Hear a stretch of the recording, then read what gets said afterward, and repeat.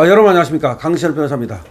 여러분, 8월 25일 날 있었던 트럼프와 이재명 간의 비공개 회담 궁금하지 않으십니까? 정말 저는 굉장히 궁금합니다.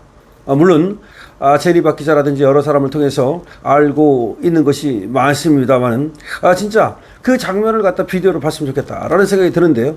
지금 그 비공개 회담에서 무슨 일이 있었는지 나왔습니다. 자, 아시아포스트의 진 커밍스라고 하는 기자가 취재해서 보도한 건데요. 워싱턴에서 나오고 있는 얘기입니다.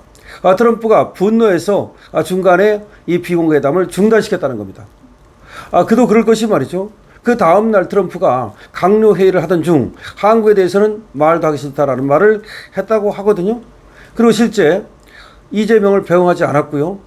그리고 또 이후에 한국과의 회담에 대해서 하나도 말을 한 것이 없고, 그러니까 한국과는 말하기도 싫다 이것만 얘기했을 뿐 구체적인 어떤 이재명과의 얘기에 대해서 그렇게 SNS에 쓰기를 좋아하는 트럼프가 한마디 얘기를 안 하고 있습니다. 언급을 안 하고 있습니다.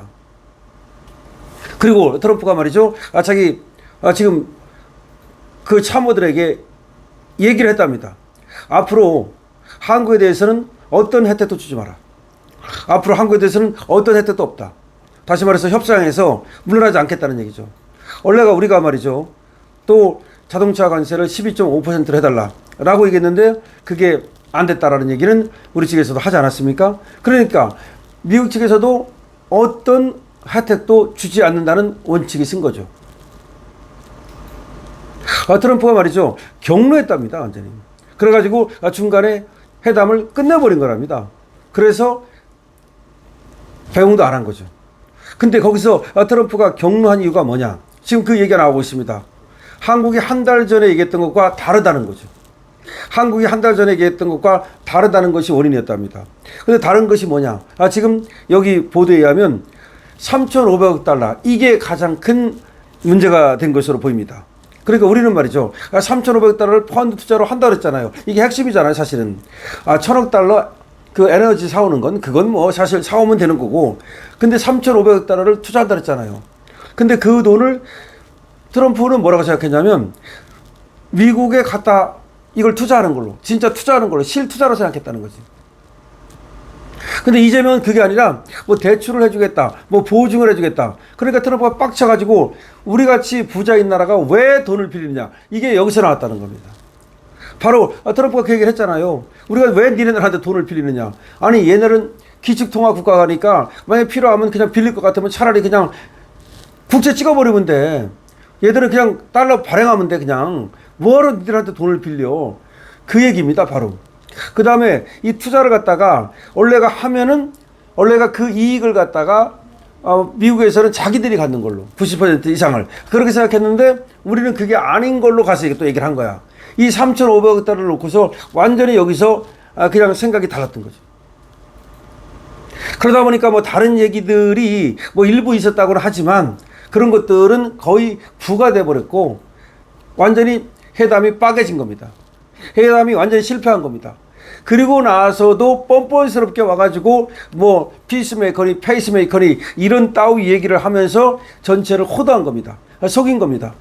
그거는 언론에 날 때 그때 뭐 피스메이커 페이스메이커 그 얘기는 그 장면이고 비공개 회담에서 살벌한 장면이 연출됐다는 겁니다.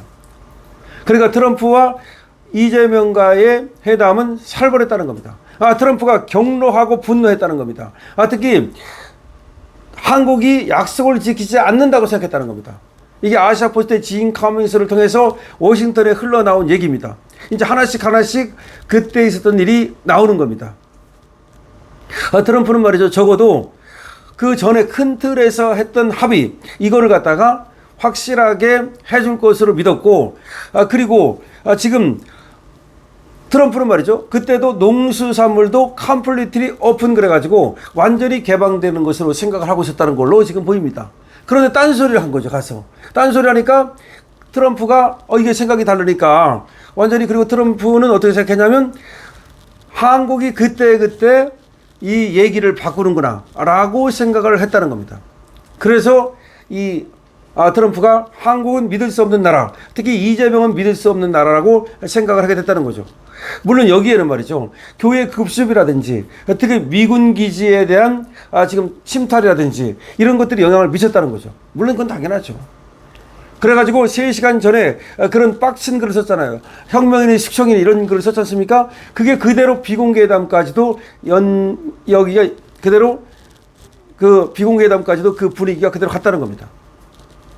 숙청인이 그러니까 분노니 하면서 분노 게이지를 끌어올렸던 트럼프가 비공개회담에서도 역시 이재명한테 분노를 하게 됐다는 겁니다.